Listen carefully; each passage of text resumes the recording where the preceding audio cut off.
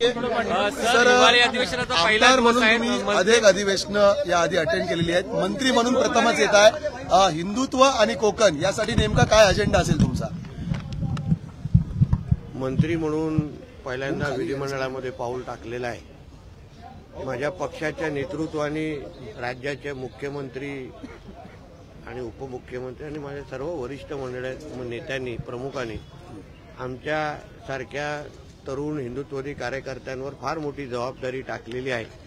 महाराष्ट्र, कोकण, हिंदू समाज या सगळ्यांना पुढे घेऊन जाण्यासाठी, ताकद देण्यासाठी, संरक्षण करण्यासाठी मी जास्तीत जास्त माझ्या पदाच्या माध्यमातून प्रयत्न करीन.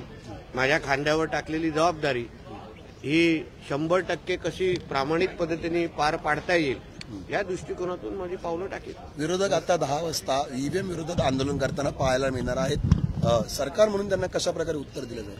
शेवटी हेच आंदोलन अगर लोकसभेच्या नंतर केलं असतं तर लोकांना त्याच्यावर विश्वास पण बसला असता.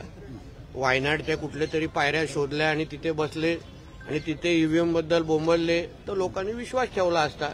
आता लोकांनाही माहिती आहे की हे हिंदू द्वेषाचं राजकारण आहे.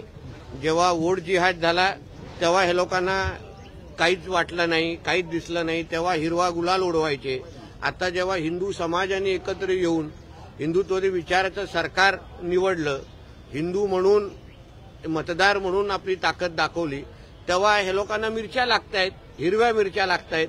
आणि म्हणून जे काय करतायत ते हिंदू समाज खुल्या डोळ्यांनी निश्चित पद्धतीने पाहतोय. म्हणून ह्या ईव्हीएमच्या ह्या आंदोलनाला काही अर्थ नाही, काही महत्व नाही. निलेश राणेजींनी केलेलं. कृपया आपला अभ्यास चांगला करा. आम्ही पण करतो, तुम्ही पण करा. सर, मातोश्रीच्या बाहेर हिंदू गब्बर म्हणून तुमचे बॅनर्स लागलेले आहेत मंत्रिपदाची शपथ घेतल्यानंतर. याउलट तुमच्या बंधूंनी सुद्धा एक ट्विट केलेलं आहे निलेशजींनी की उद्धव ठाकरे राणे कुटुंबाला संपवण्याचा प्रयत्न करत होते. वाटतंय निलेशजी ह्याचं उत्तर देण्यासाठी सक्षम आहेत.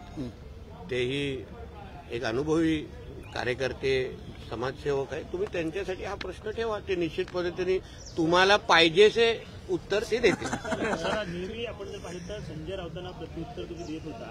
आता काही शुभेच्छा आल्यात का मंत्रिपद झाल्यानंतर संजय राऊतांच्या?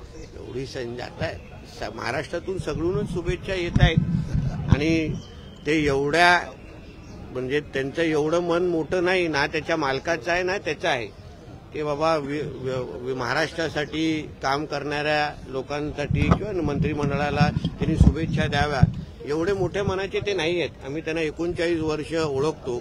म्हणून अशा लोकांकडून आम्हाला शुभेच्छा नकोच आहेत. त्यांनी फक्त महाराष्ट्रामध्ये यापुढे नीट वागावं, व्यवस्थित तोंड उघडावं. सगळ्या गोष्टीवर आमचं फार बारकाईने लक्ष आहे. सरकार आमचं आहे. सरकारमध्ये असताना अगर महाराष्ट्राकडे कोणी वाकड्या नजरेने पाहिलं तर प्रहार करण्यासाठी आम्ही तयार आहोत.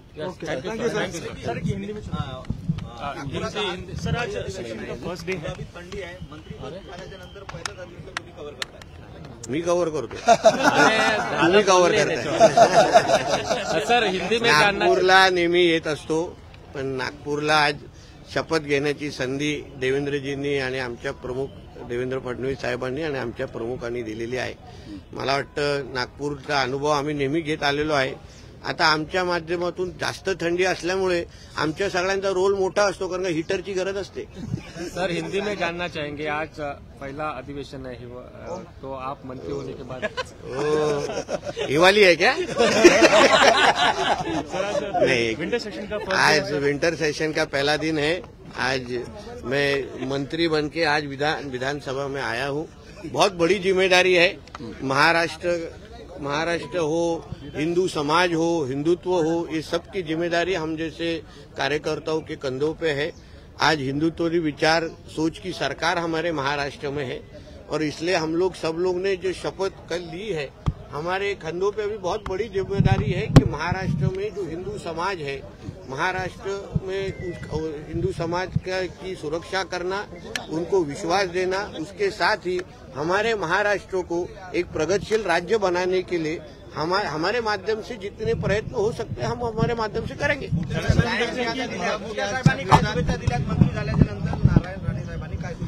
शुभेच्छा नाही, फार मोठं असं मला नियम आणि काही खूप गोष्टी सांगितलेल्या आहेत. त्याचा अभ्यास आज सकाळी 6 वाजल्यापासून करतो आहे.